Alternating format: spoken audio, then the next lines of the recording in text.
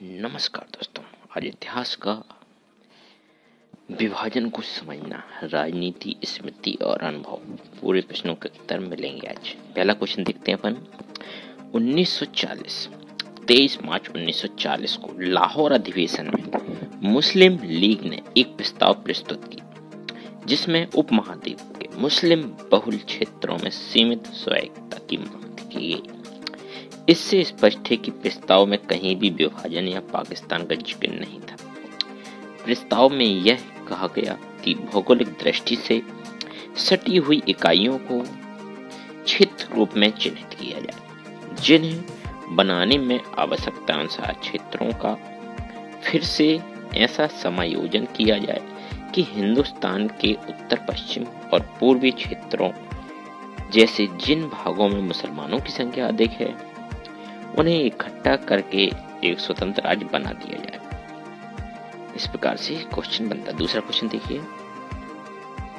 मुस्लिम league के 1940 के प्रस्ताव में खुलकर उन्होंने भारत के विभाजन तथा स्वतंत्रता की बात नहीं की, बल्कि इस महाद्वीप में मुस्लिम बहुल क्षेत्रों के लिए एकता की मांग की थी। इस प्रस्ताव के लेखक में पंजाब के प्रीमियर और कम्युनिस्ट पार्टी के नेता सिकंदर हयात खान ने 1 मार्च 1941 को उन्होंने पंजाब असेंबली में यह स्पष्ट किया था कि वे ऐसे पाकिस्तान की अवधारणा के विरोधी हैं जिनमें वहां मुस्लिम राज और शेष स्थानों पर हिंदू राज हो।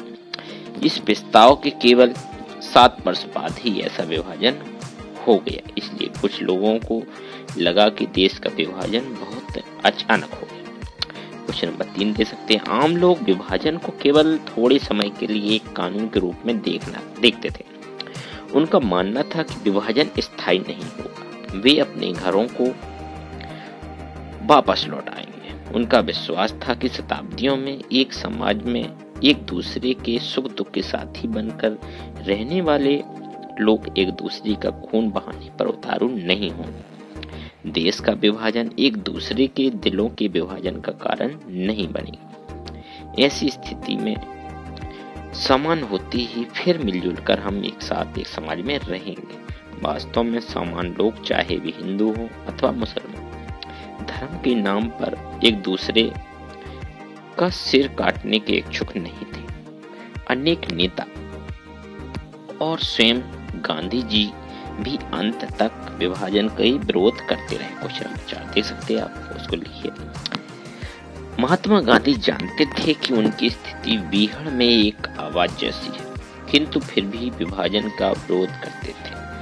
7 सितंबर 1946 को प्रार्थना सभा में अपने भाषण में गांधी जी ने कहा था कि मैं फिर वह दिन देखना चाहता हूं जब हिंदू और मुस्लिम आपसी सलाह के बिना कोई काम नहीं करेंगे। मैं दिन रात इसी आग में जल रहा हूं कि उस दिन को जल्दी से जल्दी साकार करने के लिए क्या करें। लीग ने मेरी गुजारिश है कि वे किसी भी भारतीय को अपना शत्रु न माने। इसी प्रकार 26 सितंबर 1946 को महात्मा गांधी ने अपने पत्र में हरिजन में लिखा था कि जो तत्व भारत को एक दूसरे के खून के प्यासे टुकड़ों में बांट देना चाहते हैं वे भारत और इस्लाम दोनों के शत्रु हैं। भले ही वे देह के टुकड़े टुकड़े कर दें, किंतु मुझसे ऐसी बात नहीं मनवा सकते हैं जिसे मैं गलत मानता हूँ। तो उनका ये कथन था। क्वेश्चन नंबर 5 दे सकते हो आप। निम्नलिखित उन्होंने तथ्यों की पुष्टि की थी 1947 में। नंबर 1 था, पॉइंट बाय पॉइंट लिख सकते हैं, पंचायत हेडिंग में लिख ली चाहे थ्योरिकल। पहला पॉइंट है, यह बंटवारा सांप्रदायिक आधार पर हुआ था। इससे पहले ऐसा बंटवारा कभी नहीं हुआ। पहली बार दोनों देशों के लोगों में अदला बदली हुई। भारत के अधिकतर मुसलमान पाकिस्तान चले गए और बहुत से हिंदू तथा सिख भारत आ गए। दोनों देशों की जनता के बीच बड़े पैमाने पर मारकाट तथा आगजनी हुई। सदियों से एक दूसरे के साथ मेल मिलाप से रहने वाले लोग ही एक दूसरे के खून के प्यासे हो गए। इस हिंसा में सरकारी मशीनरी का कोई हाथ नहीं था। चौथा पॉइंट ले सकते हैं, हजारों लोगों को अपने उजड़े हुए परिवार फिर से बसाने पड़े। इसके लिए उन्हें घोर कठिनाइयों का सामना भी करना पड़ा। ऐसे पॉइंट बाय पॉइंट अपन इसमें लिख सकते हैं। स्वतंत्रता के पश्चात भारत में देखिए आप क्वेश्चन नंबर 6 देख सकते हैं। सांप्रदायिक दंगे लिख सकते हैं। बंटवारे का क्या कारण था? तो पहला था सांप्रदायिक दंगे। भारत के कई लोग हिंदू मुस्लिम दंगे हो रहे थे, उनमें सहस्त्र व्यक्ति मारे गए थे। हिंदू मुस्लिम दंगों को बंद करने और देश में बढ़ती हुई अराजकता को खत्म करने के लिए पाकिस्तान की स्थापना के अतिरिक्त कोई चारा नहीं था। दूसरा था अंग्रेजी अधिकारियों से एक संयंत्र। अंग्रेजों का संयंत्र विभाजन के लिए उत्तरदायी था। अंग्रेजों ने मुस्लिम लीग को प्रोत्साहन दिया। मुस्लिम लीग के अंतरिम सरकार का कठिन चलना। तीसरा पॉइंट लिख सकते हैं, अंग्रेजों का मुसलमान लीग को प्रोत्साहन देना। अंग्रेजों ने मुस्लिम लीग को प्रोत्साहन दिया क्योंकि मुस्लिम लीग कांग्रेस का विरोध करती थी, अंग्रेजों का साथ देती थी। अंग्रेजों ने मुसलमानों को 1909 में अलग राजनीतिक अधिकार भी दिए थे।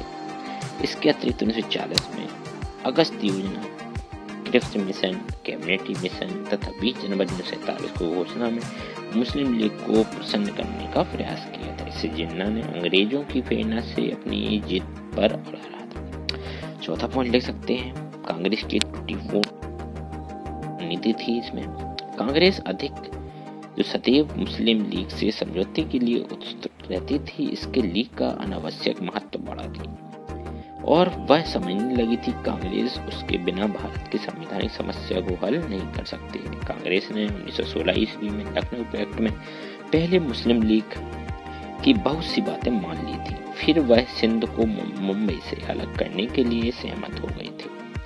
पांचवा कारण था कांग्रेस की मुस्लिम जो भारत की शक्तिशाली बनाने की इच्छा। कांग्रेस की जो थी को शक्तिशाली बनाने की इच्छा भी थी। यह सिद्ध हो गया था कि मुस्लिम लीग कांग्रेस के बिना अपने सहयोग के बिना नहीं चल सकती है। प्रत्येक बात में रुकावट आती थी, तोड़-फोड़ की नीति अपनाए, इसलिए भारत कमजोर रहता। कोई भी सरकार ठीक तरह से नहीं चलती। मुस्लिम लीग केंद्र को बलशाली नहीं बनाना, इसलिए सरदार पटेल ने कहा था बंटवारे के बाद भी हम कम से कम 75 से 80% भाग की शक्तिशाली बना सकते हैं। अगला पॉइंट देख सकते हैं, जिन्ना की हठ धर्मिता तथा लड़ाकूपन। कांग्रेस के बिना जिन्ना से सदैव बात मनाने के लिए तैयार थे, जिससे उनकी अकड़ बढ़ती गई। उसकी हठ धर्मिता के कारण गोलमेज सम्मेलन शिमला समझौता विफल हो गया। इसी के कारण सांप्रदायिक समस्या का कोई हल नहीं निकला। उसने पाकिस्तान की मांग पर अड़ना जारी रखा। इसके कारण देश में बड़े पैमाने पर सांप्रदायिक संघर्ष होने लगा। बाध्य होकर के कांग्रेस को विभाजन स्वीकार करने लगा। अगला पॉइंट ले सकते हैं, अंतरिम सरकार असफल रही। मुस्लिम लीग की आशय नीति के कारण अंतरिम सरकार असफल रही। लास्ट पॉइंट लिख सकते हैं, लॉर्ड माउंटबेटन का प्रभाव। लॉर्ड माउंटबेटन ने पंडित जवाहरलाल नेहरू को अपने तर्कों द्वारा समझाया कि मुस्लिम लीग के बिना शेष भारत को संगठित और शक्तिशाली बनाना अधिक अच्छा है। अब कांग्रेस के नेताओं ने गृह युद्ध तथा पाकिस्तान, इन दोनों में से एक को चुनना था, अतः पाकिस्तान की मांग को ही उचित चुना उन्होंने। क्वेश्चन नंबर 7 दे सकते हैं, बंटवारे के समय औरतों के अनुभव लिखना है। अनेक विद्वानों ने बंटवारे के हिंसक काल में औरतों के भयानक अनुभवों के विषय में लिखा है कि उनसे बलात्कार हुए, उनको अगवा किया गया, बार बार बेचा गया, खरीदा गया, अनजान हालत में अजनबियों के हाथ में एक नई जिंदगी बसर करने के लिए बाध्य किए। दूसरा लिख सकते हैं, औरतें ने जो कुछ भुगता था उसके गहरे सदमे के बावजूद हालत में कुछ औरतों ने अपने नए पारिवारिक संबंध विकसित किए, किंतु भारत तथा पाकिस्तान की औरतों ने सरकारी इंसानी संबंधों में जटिलता के विषय में कोई संवेदनशीलता का रवैया नहीं अपनाया। तीसरा पॉइंट ले सकते हैं, जो औरतें जबरदस्ती घर बिठा ली गई थीं, उनको नए परिवारों से छीन करके दोबारा पुराने परिवारों या स्थानों पर भेज दिया गया। जिन औरतों के बारे में फैसले लिए जा रहे थे उनमें एक बार भी सलाह नहीं ली गई।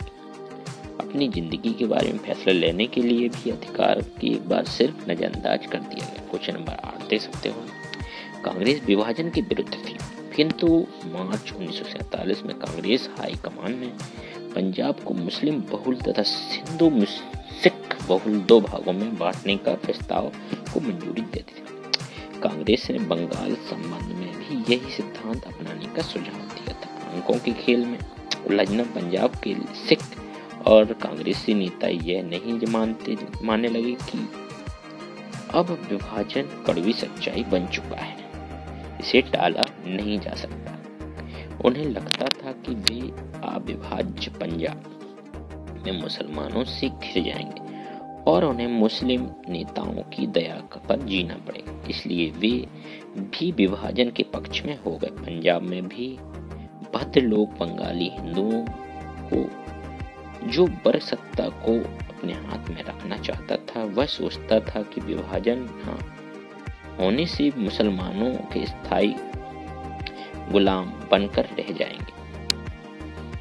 संख्या की दृष्टि से वे कम थे, इसलिए उनको लगता था कि प्रांत के विभाजन से ही उनका राजनीतिक प्रभुत्व बन सकता है। मार्च 1947 में लगभग साल भर तक रक्तचाप चलता रहा। साल के अंत तक शासन तंत्र पूरी तरह रक्तपात में नष्ट हो चुका था। पूरा अमृतसर जिला चौतरफा रक्तचाप में डूबा हुआ था।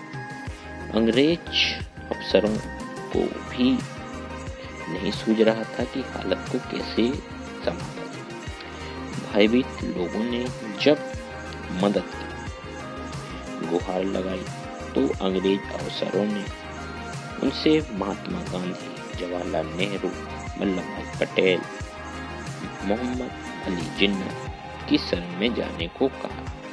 किसी को मालूम नहीं था कि यह संकट कैसे दूर हो। क्वेश्चन नंबर 9 दे सकते हैं आप। इतिहास के बहुत सारे इसमें लाभ भी हुए। मौखिक स्रोतों से लाभ, जैसे मौखिक इतिहास के आधार पर उन भावनात्मक समस्याओं एवं कष्टों का जिनसे जन समस्या या जन सामान्य को विभाजन की दौर से गुजरना पड़ा था, सजीव वर्णन करने में असमर्थ हुए थे। दूसरा पॉइंट ले सकते हैं, मौखिक इतिहास हमें विभाजन से संबंधित अनुभवों एवं स्मृतियों को और अधिक सूक्ष्मता को समझने का अवसर प्रदान करता है। हमें याद रखना चाहिए कि सरकारी दस्तावेजों का संबंध केवल राजनीतिगत तथा दलगत विषयों तथा विभिन्न सरकारी योजनाओं से होता है, अतः उनसे इस प्रकार की जानकारी प्राप्त करना संभव नहीं हो सकता था। अगला पॉइंट लिख सकते हैं, विभाजन के परिणाम स्वरूप लोगों को जिन हालातों से गुजरना पड़ा तथा विभाजन को लेकर जन सामान्य क्या अनुभव रहे, इसका पता हमें मौके इतिहास से ही लग सकता है। मौके इतिहास की कुछ हानियां भी हुई, उसको भी लिख सकते हैं अपन पॉइंट बाय पॉइंट। जैसे इतिहासकारों ने मतानुसार मौखिक जो जानकारियां सटीक नहीं कही जा सकती, अतः इनमें जो निष्कर्ष निकाले जाते हैं वो सही नहीं कहा जा सकता है। दूसरा लिख सकते हैं अपन, व्यक्तिगत अनुभवों के आधार पर किसी सामान्य निष्कर्ष पर पहुंचना कठिन था। अगला लिख सकते हैं अपन, मौखिक जानकारियों से घटनाओं का विधिवत विवरण प्राप्त करना कठिन था। अगला लिख सकते हैं आप, मौखिक इतिहास में वास्तविक अनुभवों के साथ निर्मित स्मृतियां भी जुड़ जाती हैं। प्रायः कुछ दशक बाद किसी घटना के विषय में काफी कुछ भूल जाते हैं। तो यार ये क्वेश्चन आपका बनता है। मौखिक इतिहास के स्रोत भी मिलते हैं इसमें विभाजन की त्रासदी झेल चुके लोग जो अब तक जीवित हैं अथवा जो अपने अनुभवों का ब्यौरा अपनी संतानों को दे गए हैं।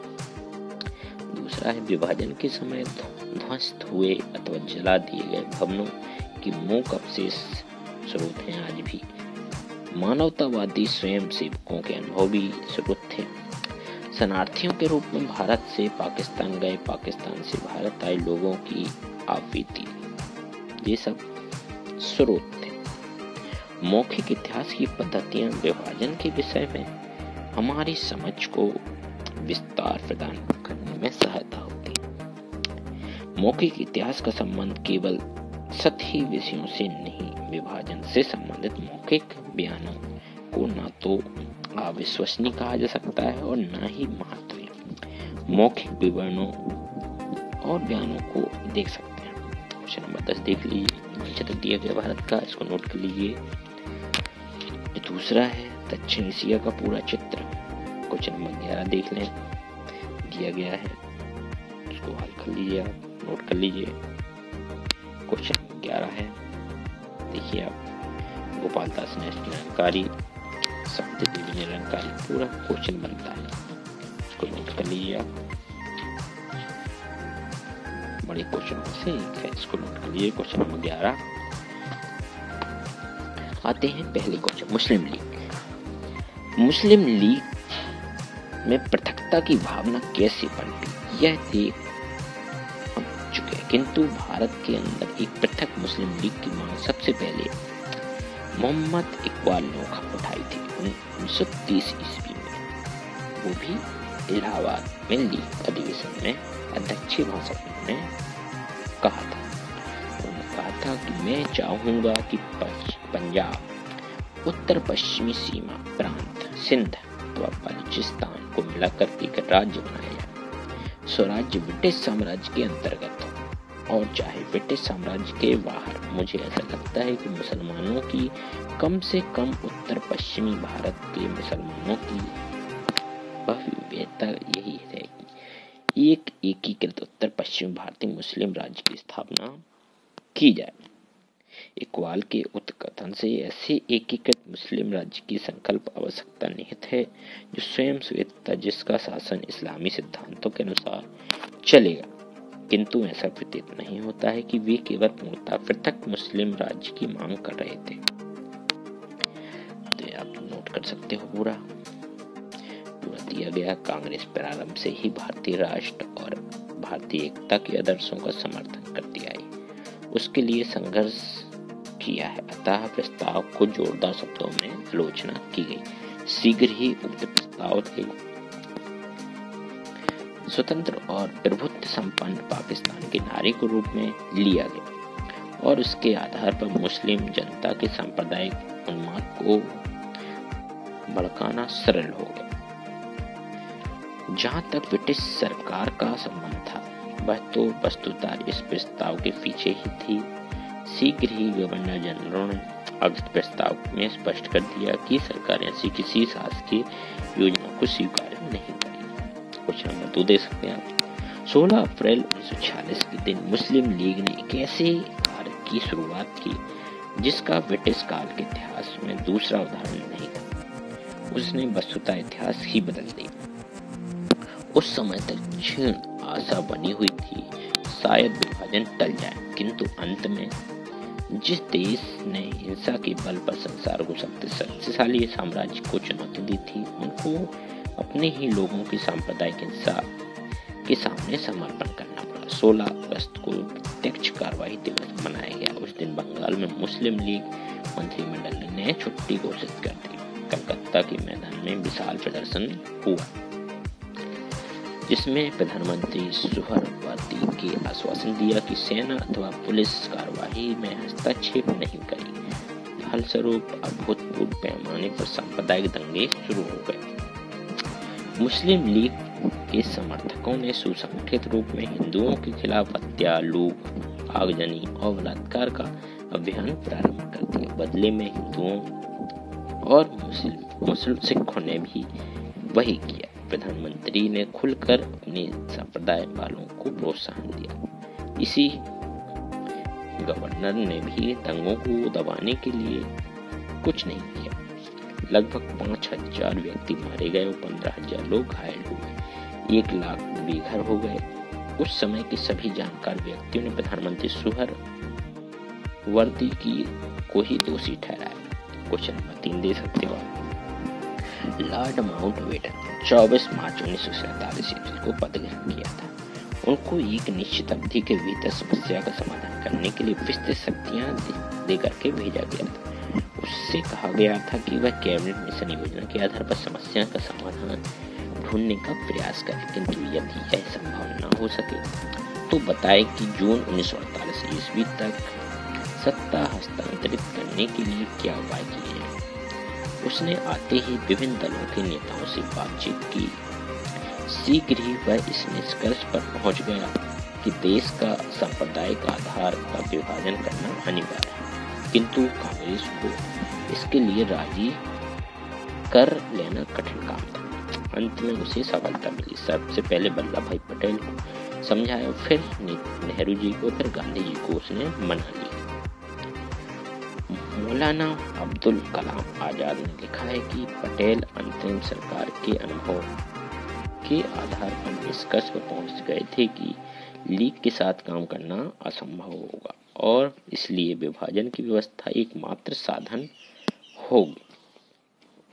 गांधी नेहरू जी ने भी कहा था, यदि उस समय विभाजन स्वीकार न किया जाए तो देश की एकता और स्वाधीनता के लिए पुनर्संघर्ष करना पड़ता और लोगों को पुनः जेल जाना पड़ता। किंतु कांग्रेस के अधिसंख्य नेता बूढ़े हो चुके थे और जेल जाने की स्थिति में नहीं थे। गांधी जी को, जिन्होंने सारा जीवन राष्ट्रीयता एकता के लिए समर्पित कर रखा था, विभाजन के लिए राजी कर लेना अत्यंत कठिन था। एक बार उन्होंने कहा भी था, यदि कांग्रेस विभाजन को स्वीकार करना चाहती है तो मेरी लाश पर ही संभव हो सकेगी। मैं जब तक जीवित हूँ भारत के विभाजन के लिए कभी तैयार नहीं हूँ। तो इसलिए उनके बात नहीं करते। जब देश के विभाजन का मामला आता है तो असम, बंगाल, असम की समस्या उखड़ खड़ी हुई। तो ये अपन पॉइंट बाय पॉइंट देख सकते हो, पूरा नोट कर लीजिए इसको। उन सबको पाकिस्तान में सम्मिलित करना सर्वथा अनुचित होगा तथा जिन्ना के द्विराष्ट्र सिद्धांत के विरुद्ध था। अतः लोगों के विरोध के बावजूद माउंटबेटन ने को बंगाल और पंजाब के विभाजन की मांग को स्वीकार करना पड़ा। उसने योजनाएं भी बनाई, पूरी आप देख सकते हो। पूरी योजनाओं के तहत उन क्षेत्रों की जनता की इच्छाओं को जानने की पद्धति के आधार पर था। का देख सकते हो पूरा। दूसरा था, संविधान सभा अपना काम जारी रखेगी किंतु उनके द्वारा निर्मित संविधान क्षेत्रों पर लागू नहीं हुआ जो अंगीकृत करने को राजी नहीं। तीसरा बिंदु था, यह भी कहा गया कि ब्रिटिश सरकार जून 1948 ईस्वी से पहले ही उपनिवेशिक स्वराज के आधार पर सत्ता को हस्तांतरित करने के विचार में सहमत नहीं। क्वेश्चन नंबर 4 दे सकते हो, कैबिनेट मिशन 24 मार्च को दिल्ली आ गया। उसमें 3 सदस्य थे, भारत मंत्री बैथिल लॉरेंस, सर स्टेफर्ड क्रिप्स और एबी अलेक्जेंडर। भारत मंत्री ने स्पष्ट कर दिया कि मिशन के 2 प्रमुख उद्देश्य होंगे, स्वतंत्र भारत का संविधान बनाने के लिए मशीनरी की स्थापना करना और दूसरा हुआ केंद्र में अंतरिम शासन की व्यवस्था करना। मिशन ने 3 सप्ताह तक प्रमुख राजनेताओं तथा अन्य संबंधित व्यक्तियों से बातचीत की, किंतु जिन्ना की अधर्मिता के कारण कांग्रेस तथा लीग के बीच कोई समझौता नहीं हो सका। तो ये मिशन की मांगे उठी। भावी संविधान के लिए संस्तुतियां भी यहाँ सामने आई। नंबर 1 थी, भारत का एक संघ होगा जिसमें ब्रिटिश, भारत, देशी राज सम्मिलित होंगे। संघ के अधीन केवल 3 विषय होंगे, प्रतिरक्षा, वैदेशिक मामले और संचार से शेष सभी विषय प्रांतों तथा राज्यों के अधीन। नंबर देख सकते हैं आप, प्रांतों को अपने समूह बनाने का अधिकार होगा। हर समूह स्वयं यह तय करेगा कि कौन कौन से विषय उसमें अधीन रहेंगे। सभा भी बनी संविधान सभा के निर्णय के आधार पर, इसमें राज्यों और प्रांतों के प्रतिनिधि सम्मिलित होंगे। प्रांतों के प्रतिनिधियों को चुनाव उनकी विधानसभाएं करेंगी। राज्यों के प्रतिनिधियों के चुनाव प्रणाली वार्ता द्वारा तय की जाएगी। प्रांतों के समूह में हिंदू बहुल क्षेत्र मद्रास है, प्रांत बिहार, प्रांत उड़ीसा। नंबर दे सकते हो का नंबर पे, फिर राज्य, फिर ब्रिटेन भारत संधि और फिर अंतरिम सरकार। केंद्र में एक अंतरिम सरकार की स्थापना की जाएगी जिसमें बड़े दलों के प्रतिनिधि शामिल होंगे। क्वेश्चन नंबर 5 दे सकते हो आप। गुण लिखना है तो पहला गुण था भारत की एकता को सुरक्षित रखना, पहला। दूसरा था पाकिस्तान की अस्वीकृति, दूसरा था। अगला पॉइंट है संविधान सभा का लोकतांत्रिक आधार। चौथा था संविधान में ब्रिटिश सरकारी अधिकारियों और यूरोपियों का ना होना। अगला था सांप्रदायिक प्रतिनिधित्व को सीमित करना। पांचवा था देशी रियासतों की जनता को मान्यता देना। छठवां था अंतरिम सरकार। सातवां था संविधान सभा की संप्रभुता और राष्ट्रमंडल से अलग होने का अधिकार। ये थे अपने गुण। भारतीयों को यह भी अधिकार दे दिया गया कि यदि वे ब्रिटिश राष्ट्रमंडल के सदस्य रहना चाहते हैं या रह सकते हैं तो छोड़ना चाहें तो छोड़ भी सकते हैं। तो ये उनको सुविधाएं दे देते हैं। तो ये थे गुण, देख सकते हो आप। संविधान सभा में सदस्य भारतीय ही रहेंगे। यूरोपीय और ब्रिटिश हितों के प्रतिनिधियों को इसमें कोई स्थान नहीं दिया जाएगा। ये गुण थे। 200 में दे सकते हैं निर्बल केंद्र था। इस योजना के अनुसार जिस केंद्रीय सरकार की स्थापना होनी थी उसके पास केवल 3 विषय थे, प्रतिरक्षा, संचार साधन और विदेशी संबंध। इससे केंद्र अवश्य निर्बल रहता और भारत कभी भी शक्तिशाली राष्ट्र नहीं बन सकता था। दूसरा लिख सकते हैं पाकिस्तान के सार की स्वीकृति। यद्यपि भारत को इस योजना के अंतर्गत अखंड रखा गया था, किंतु मुस्लिम लीग की मांग को अधिक से अधिक किसी रूप में भी स्वीकार कर लिया गया। तीसरा था प्रांतों को अलग संविधान बनाने की आज्ञा। इस योजना में यह बड़ा दोष था कि प्रांतों को अलग अलग संविधान बनाने की आज्ञा दे दी गई थी। देशी रियासतों को अनुचित अधिकार दे दिए थे। इस योजना से देशी रियासतों को अनुचित अधिकार भी दे दिए गए थे। प्रांतों के समूह वैज्ञानिक ढंग से नहीं बनाए गए थे, बल्कि मुस्लिम लीग को प्रसन्न करने के लिए बनाए गए थे। संविधान सभा में भी रुकावट पैदा की गई थी। संविधान सभा भारत का संविधान अपनी स्वतंत्र इच्छा से नहीं बना था। इसको उस कैबिनेट मिशन की योजना के अनुसार चलना था। संविधान सभा कई रुकावटें भी इसमें थी। ब्रिटिश सरकार कुछ बातों को पूरा करने के लिए इस संविधान को लागू या संप्रभुता नहीं थी। इससे अतिरिक्त संघ निरंकुश रियासतों और लोकतांत्रिक प्रांतों के मिलकर बनने था। ये दोनों भी मेल खा रहे थे। तो आप देख सकते हो क्वेश्चन नंबर 6, भारत के विभाजन के आधार पर सांप्रदायिक राजनीति थी। विभाजन की सभी घटनाएं सांप्रदायिक राजनीति के इर्द गिर्द घूमती थी। विभाजन की ओर ले जाने वाली प्रमुख घटनाएं भी बहुत सारी थी। इसको आप देख सकते हो। पहला था पृथक चुनाव क्षेत्र था। दूसरा था सांप्रदायिक आस्था के कारण भी थे। इसका भी देख लीजिए आप। 1920-1930 के दशक में कई बड़ी घटनाओं के कारण तनाव हो गया। मुसलमानों की मस्जिदें सामने संगीत, गौर अच्छा आंदोलन और समाज की शक्ति प्रणाली अर्थात नव मुसलमानों को फिर से हिंदू बनाना आदि मुद्दे थे। दूसरा था हिंदू 1923 के बाद वलगित प्रचार और संगठन के विस्तार से उत्तेजित हो। पृथक चुनाव क्षेत्रों की व्यवस्था में मुसलमान विशेष चुनाव क्षेत्रों से अपने प्रतिनिधि चुन सकते थे। इस व्यवस्था में राजनीति को लालच रहता था कि वह सांप्रदायिक नारों का प्रयोग करें और अपने धार्मिक समुदाय के व्यक्तियों को अनुचित लाभ पहुंचाएं। तो ये इसमें बातें निकल के आती हैं। जिन्होंने समय समय पर सांप्रदायिक को हवा दी, इसके भी बहुत सारे कारण। पहला था कैबिनेट मिशन का आरंभ। द्वितीय महायुद्ध के बाद इंग्लैंड की सत्ता श्रमिक दल के हाथ में आ गई। एटली वहां का प्रधानमंत्री बन गए।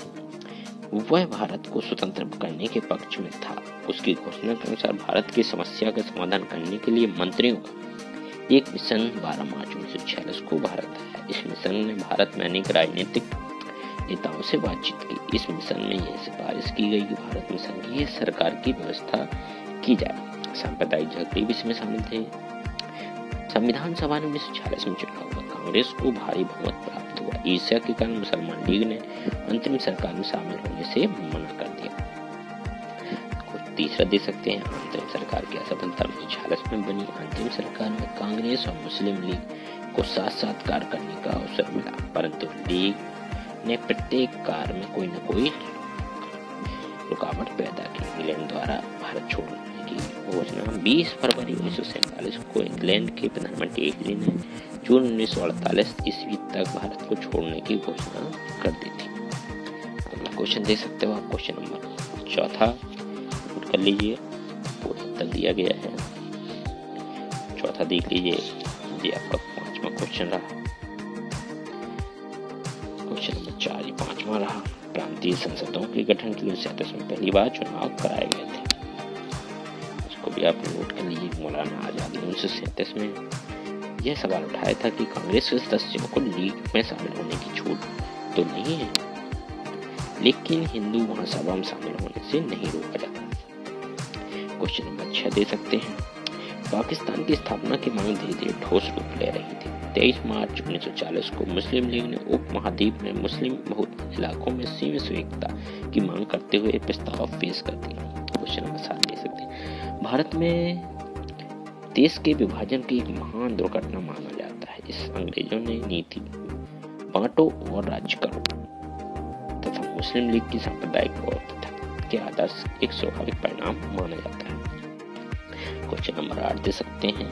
मार्च 1947 के लगभग साल भर तक भयंकर रक्तपात चलता रहा। इसका एक कारण यह था कि शासन की संस्थाएं बिखर चुके। उसी समय वह बलबुरपुर पाकिस्तान में तैनात पेरेडल मून नाम के एक अफसर ने इस बारे में लिखा था कि जब मार्च 1947 अमृतसर में आगजनी की मारकाट हो रही थी तो पुलिस एक भी गोली नहीं चलाई थी। क्वेश्चन नंबर 9 दे सकते हैं आप। क्वेश्चन नंबर देखिए आप, नोट कर लीजिए, पूरा उत्तर है इकबाल वाला। क्वेश्चन नंबर 11 दे सकते हो आप।